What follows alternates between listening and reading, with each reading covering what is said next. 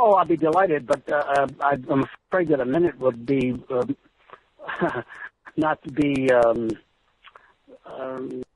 give fair hearing to all the complexities of it. But I'll try to give a relatively short history of, to my knowledge, of what where these enterprises began.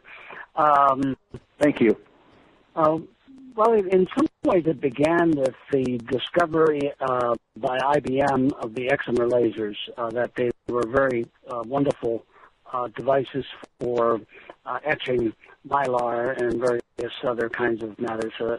Then, I can't remember his name, but a notable ophthalmologist in New York, he's I've forgotten his name for the moment, had the idea that perhaps one of the things that it would be very useful for would be to etch the cornea to, flatten out the cornea so that those with farsightedness could see better. And I think they tried it out initially on some pigs. This was up in the Boston area. That's right, porcine eyes. I remember reading that, yep. And then after showing some effects, I remember in the early days seeing some of those at some of the ophthalmology meetings, the ARVO meetings down in Florida. And they were fairly impressive in terms of being able to flatten the cornea. Now, this was with the epithelium in place. And then this very enterprising ophthalmologist formed a company to study photorefractive keratectomy. That is the removal of the flattening of the cornea, first removing the epithelium, and then flattening the stroma. At the same time, or thereabouts, there were a number of folks in different parts of the world that were using microkeratomes for trying to do refractive changes. One of those fellows was here in the United States, and I don't remember the dates anymore, Fred Kremer, the Kremer laser facilities in Pennsylvania someplace. And eventually those initial two companies that were formed by this fellow in Boston had some disputes. There were two different designs. One, the original company split off into two companies that became quite competitive. One was Summit, that remained in Boston, and the other one that became... that's the one that ruined my eyesight. It was the Summit Technologies out of Winter Haven. Yep. And then the other one was, it was called, I've forgotten now. Anyhow, they were out in California. They became big competitors, and each of them, about the same time, submitted investigational device exemption or clinical trials to the agency to study changing the refractive index of the cornea by photorefractive keratectomy. When I came on the scene, both of these products were stuck at the agency for a lot of reasons. This was a time when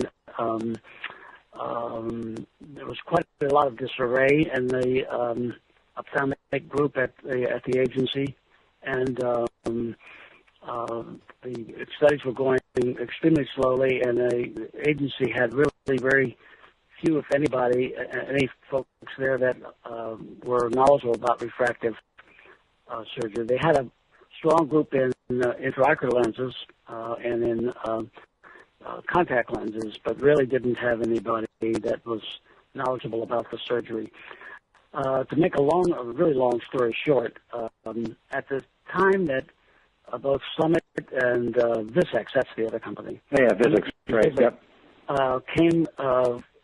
Submitted their PMAs to the agency with their clinical data, we were aware of the fact that there were many doctors that had re-imported Visex lasers in particular, and were using them in their clinics for LASIK.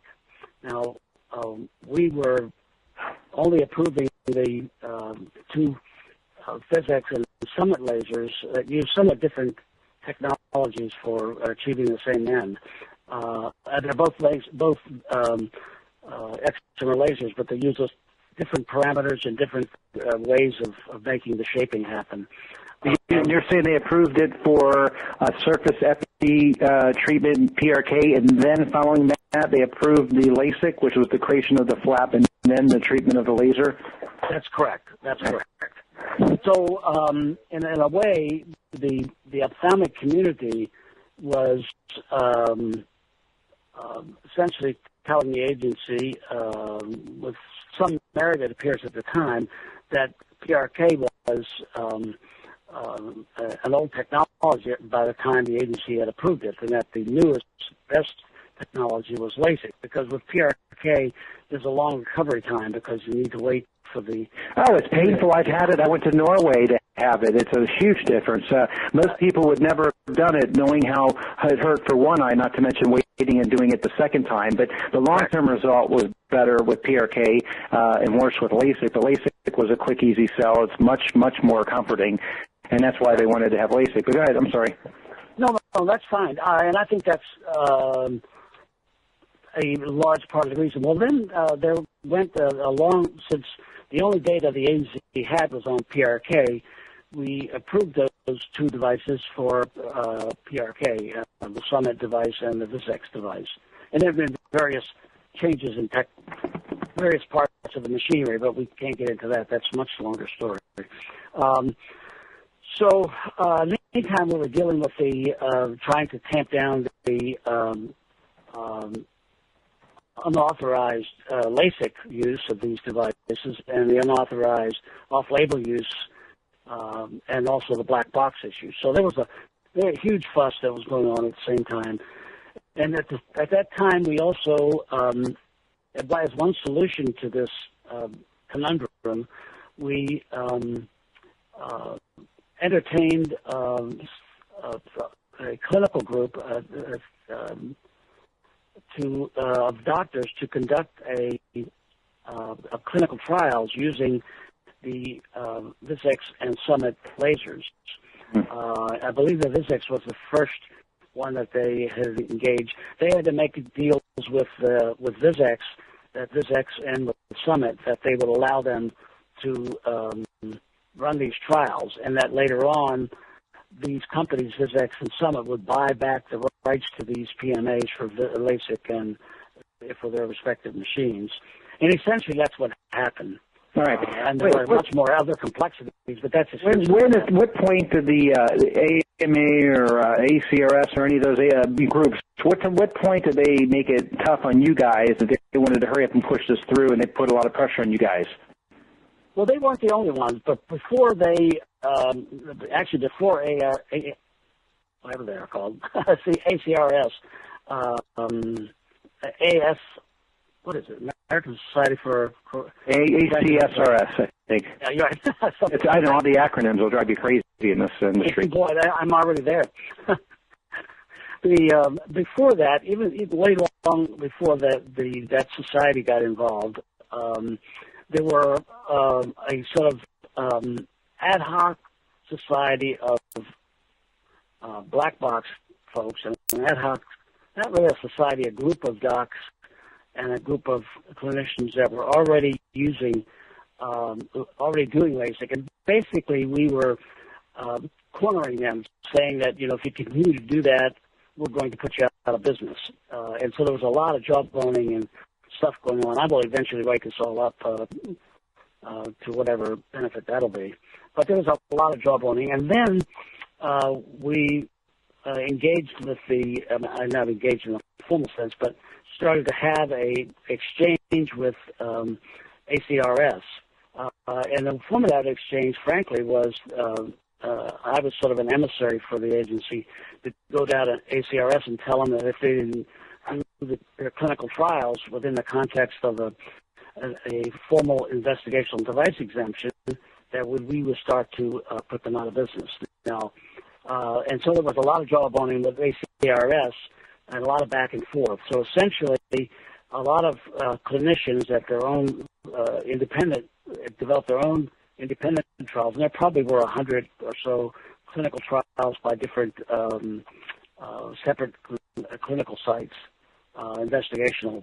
Who checked in independent clinical studies to see if they were really accurate? I remember that there was a big bunch of patients that came forth back then that they did not like the result with LASIK, and they complained about dry eye and they complained about night disturbances. Those two things were the main things, but for some reason they didn't investigate these patients. They kept pushing it through. What happened? Well, I'd have to go back and look in any detail because there were about 100 of these clinical studies that we proved that we were asked to prove. We put a few clinics out of business, seized a couple of lasers that were really quite egregious. It was a tremendous burden on the agency's investigational force.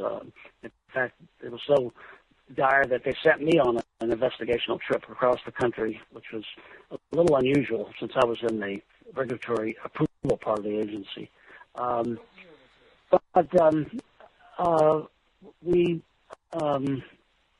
don't know to what extent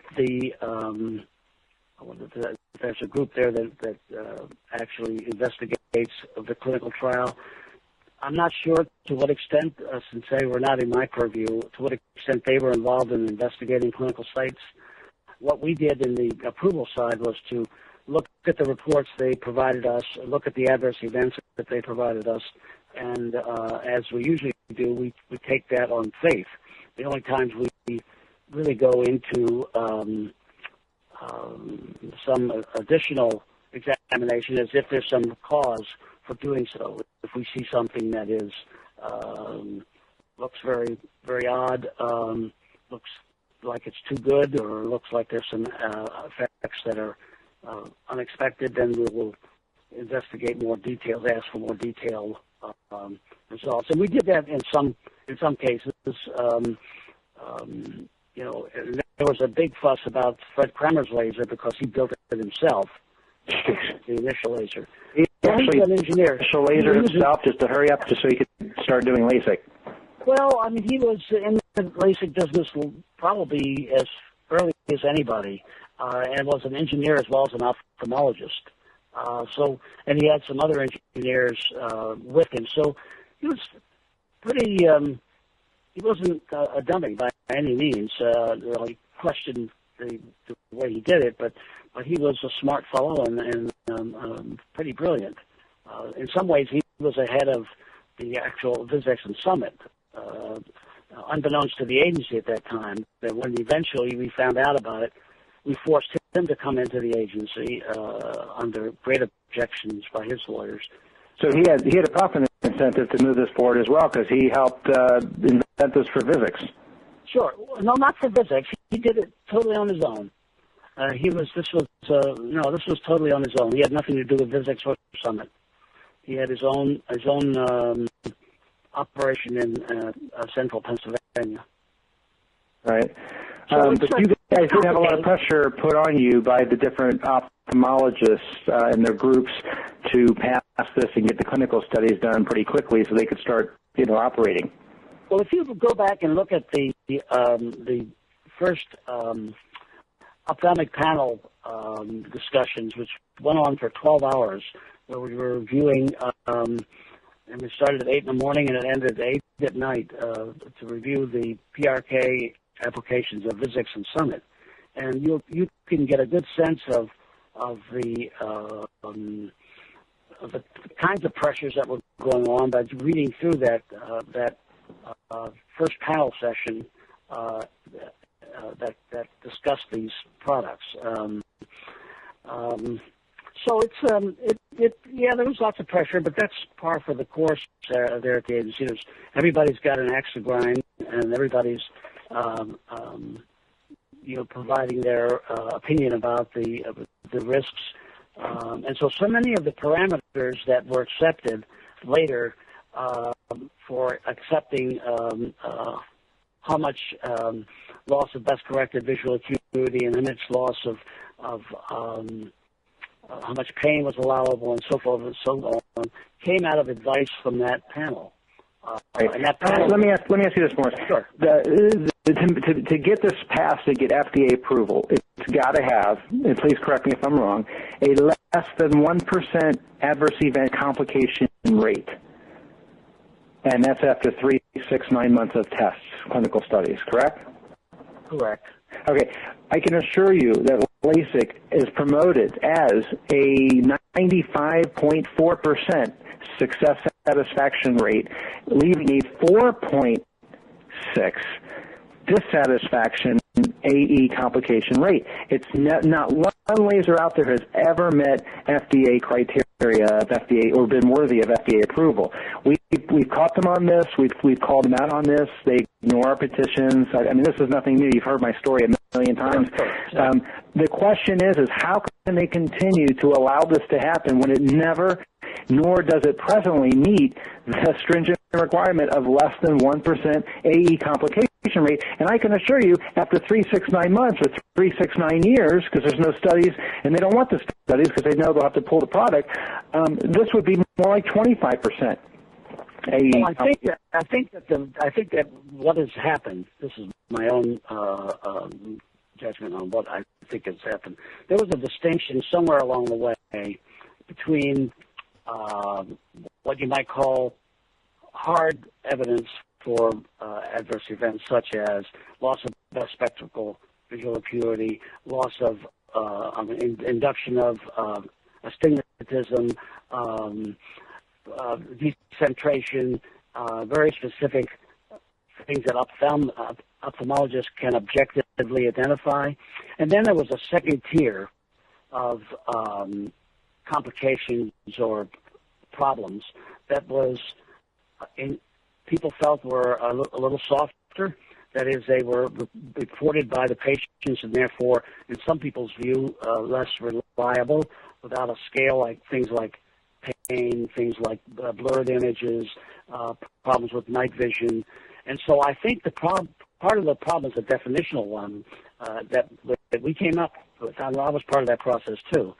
I'm not an ophthalmologist, but Are you talking about there's different columns? There's an AE complication column, and then there's a symptoms column, and then there's a side effects column. Correct. And that's what you're talking about? You're part of that. Exactly. So explain to me how permanent nighttime disastrous vision can be side effect or symptom when there's nothing that cures it. I mean, mine's off the chart. I don't even want to tell you what it looks like at night for me when I'm driving a car. I shouldn't even be driving, but I drive.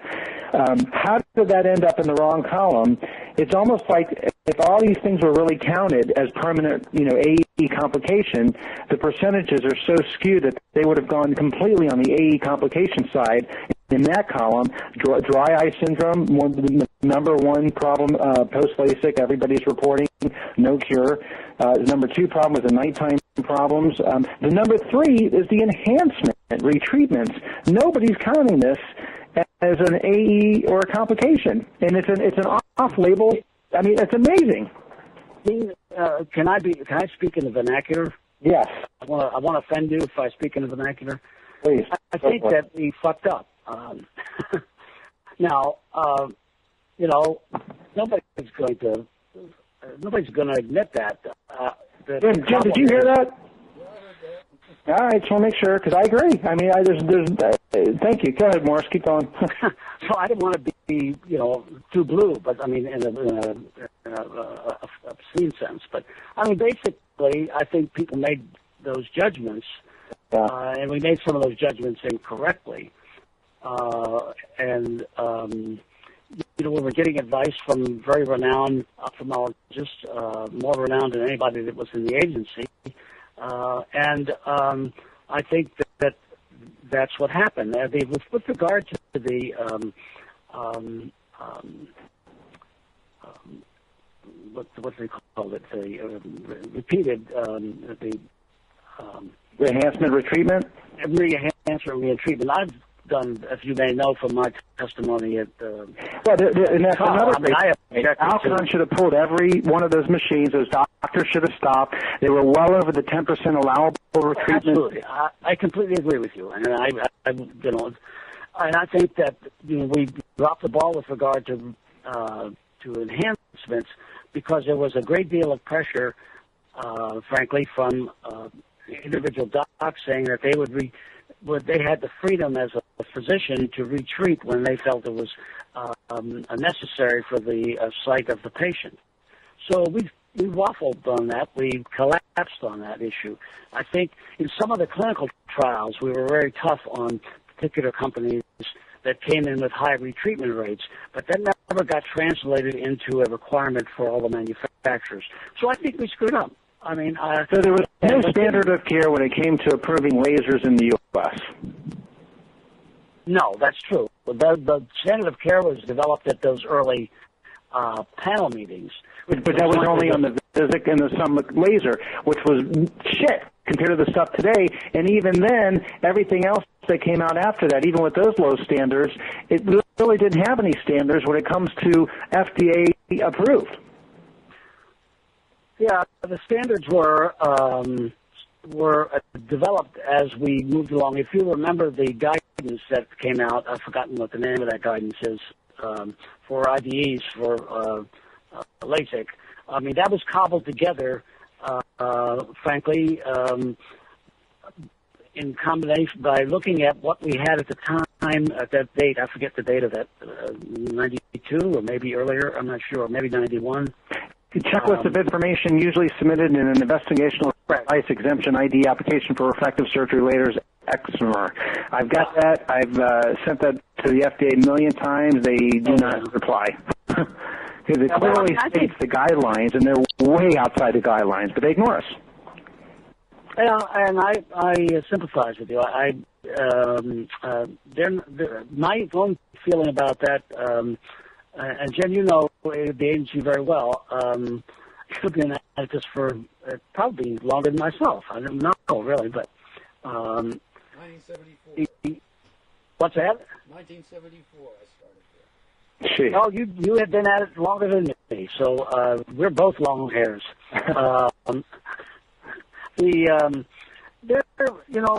When there's an error, I think it's very difficult to get them to admit that there was an error. I just think that's not going to happen until there's such a crisis that they're forced to do so. So the question is how to generate it in such a crisis that they pay attention.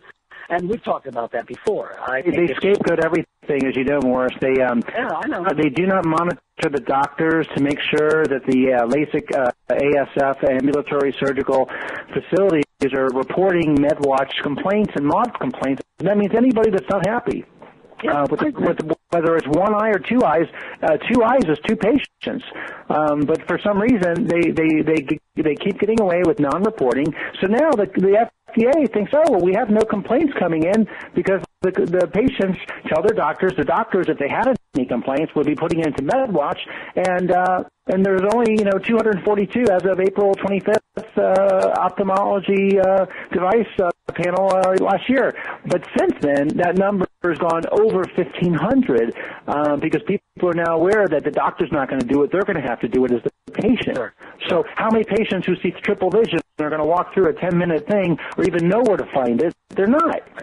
So the question now becomes, how can we go back and make sure that the doctors are reporting true statistics so that everybody who's hurt is heard, that there's a MedWatch complaint filed into MOD, and now we have real numbers with real complaints. How does that ever happen? How the FDA to enforce that? That's something that Larry Pilot, we spoke about this on the last. Sure, yeah, sure. And Larry says that they're supposed to be enforcing this, and they're not. The MDR regulation, they've refused to listen to us because they know this is going to set off something probably as big as Philip Morris with tobacco. Yeah, they don't want to. Well, there are two things that are going on. I think the agency doesn't want to have a fight with the ophthalmologist. Why not? Well, because they feel weak. I mean, even though the agency. Wait a second. The agency is supposed to make the doctors feel weak. If the power's with the agency, then the doctors should feel weak. But it's the other way around. Big business kind makes and puts the pressure on the FDA, and they feel weak. You just said it. I agree with you. Yeah, and again, until there are enough patients who have really been damaged that group together in a lawsuit that is big news, I think that neither the independent ophthalmologist nor the agency is going to really stand up and do anything. Yeah. No question about it, Morris. You're 100% right. Jim said the same thing. Larry said the same thing. I mean, but the question is we need to raise a lot of money to put billboards on highways so that patients know if one or both eyes has regressed from LASIK and they're not happy, fill out this form, go to this website, and that costs easily to start $100,000 to $500,000, and even then, the FDA will put that off for a year until they have to, and it's the same attitude. They just don't care, Jim, I'm done with questions. Do you have any questions? Well, just one. Morris, what was your position at CDRH when this was going on? Well, I was initially in the early part of that. When Vizix and Summit, let me back up. When Vizix and Summit first came to the agency, I was over in the Rad Health part as a researcher. And then I came over to, during all that crisis when the merger of Rad Health and medical devices, I volunteered to go over to medical devices in the ophthalmic group to help them because they were in deep trouble with some other products. When I was there, I then at some point became the branch chief for the group that was handling LASIK, PRK at the time. And so I remained there through that entire time that PRK and then LASIK was approved. Do you remember that incident where somehow somebody gave Summit Technology some kind of Vizix trade secrets, and there was a big... Oh, sure. Yeah. Oh, sure. Was that anything to do with these devices we're talking about? No, I think that was a sideshow, which was, a more gritty kind of thing, somebody screwing somebody else, things get a little strange. So, no, I don't think that really had much impact on what was going on. It certainly created a lot of confusion internally because it's a big deal. FBI investigations and all kinds of things. So we had multiple problems that we were dealing with at the same time. So it was scandalous, but I don't think it really had any major effects on the decisions. Okay. Now, when you were talking with Dean, you were sort of indicating that there are... Actually, could you speak up a little louder? Jim, your voice is muffled. I'm sorry, it must be this phone I'm on. It's a computer phone. Is this any better? Not really. Okay, I don't know what to do about it. Okay, just speak as loud as you can. Okay, you indicated to Dean that you didn't have experts as good as the industry had inside the review division. Is that still the case, do you think? Say again, because I really had a hard time hearing you. The expertise that FDA had on its side was not anywhere near the outside industry's expertise. Is that still the case? Absolutely. Oh, that's absolutely true. Now, the expertise that the agency improved over time, but it was always a catch-up business. So I think I understand what Jim's asking. Okay, so originally when LASIK was going through the clinical studies, there was really nobody at the FDA, CDRH that really, looking back on things, being hindsight, that was really qualified to really handle the study properly. You said that they really had people as ophthalmologists that did the IOLs or ICLs, the intraocular lenses, but right. they didn't really have anybody qualified for LASIK, correct? Absolutely. That's quite correct. I mean, really, it was... they had some engineers who had some knowledge of lasers and laser machinery that originally came from Rad Health, and they were quite persnickety about the studies. I don't question their judgment, but there was not really. There was, in fact, originally not even an ophthalmologist in the group that had any experience. We had a very old ophthalmologist who was really a pain in the ass. To be honest with you, didn't know anything about much of anything. And we had at that time an optometrist, although some of my best friends were optometrists, but he didn't really, he didn't have the sort of weight, professional weight to deal with this, or professional understanding to deal with the complexities. You know, these parameters, these difficult geometries of dealing with, even with PRK, were outside the scope of most of the folks that were there at the agency initially. Eventually, there were some people who became quite expert, and they brought in some new people that were really, you know, quite knowledgeable about this. Oh, Jim, you were speaking about. I'm sorry. When did you retire? I'm still